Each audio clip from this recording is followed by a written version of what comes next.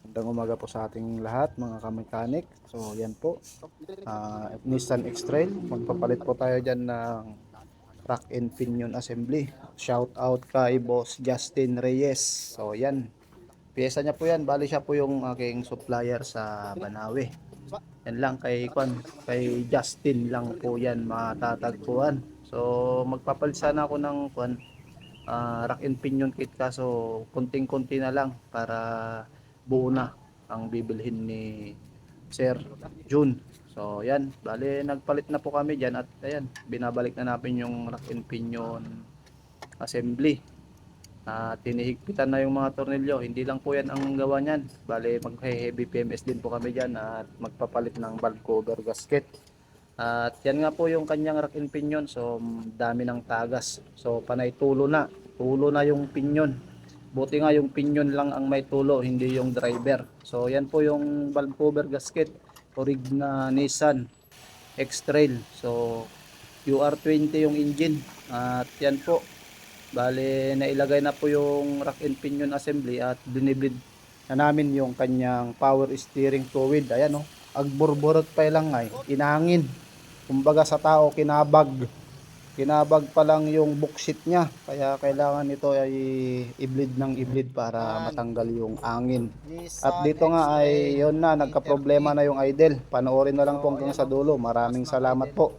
Dito lang yan kay Mike Mechanic Auto Repair Shop. Tapos obserbahan nyo yung idle mga idols. 1.5.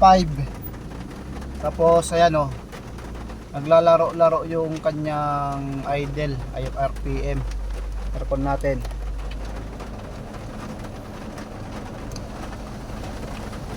Ayan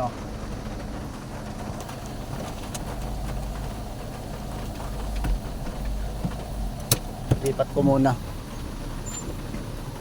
Umuulan po kasi rito sa amin, kaya inilipat ko muna yung sasakyan para makakonsentrate ako sa pag-throttle relearning. So ayan yan yung idle nya, naka 1.5 pero naka aircon yan. So subukan nating i-relearn yung throttle. Ayan, testing. Ayan po, bale po yung procedure ng relearning ng throttle body ng Nissan X-Trail T30 QR20. Bale, ignition on. So, mabilisan lang po to. 3 seconds na ignition on, tapos 5 seconds na laruin yung pedal, up and down, up and down, up and down, at saka i-release ang pedal, tapos 7 seconds. Pagkatapos ng 7 seconds, ayun, diinan mo na yung accelerator pedal hanggang sa mag-blink yung kanyang check engine. At pagkatapos mag-blink, ayun, pwede nyo na pong i-start. Pero tanggalin mo na yung kamay mo doon sa accelerator pedal, ay yung paa pala.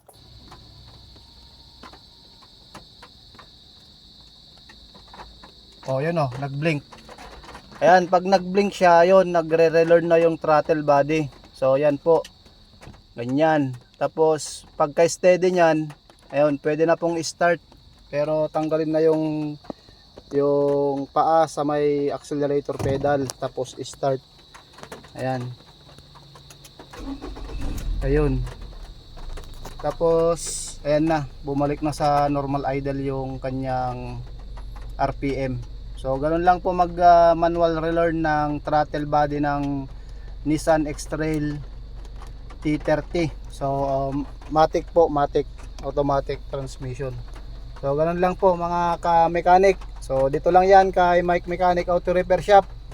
Kung gusto nyong magpa heavy PMS, so dito lang po dyan sa may sa may Old Terminal, Caloocan, Bambang, Nueva Vizcaya. Okay, God bless.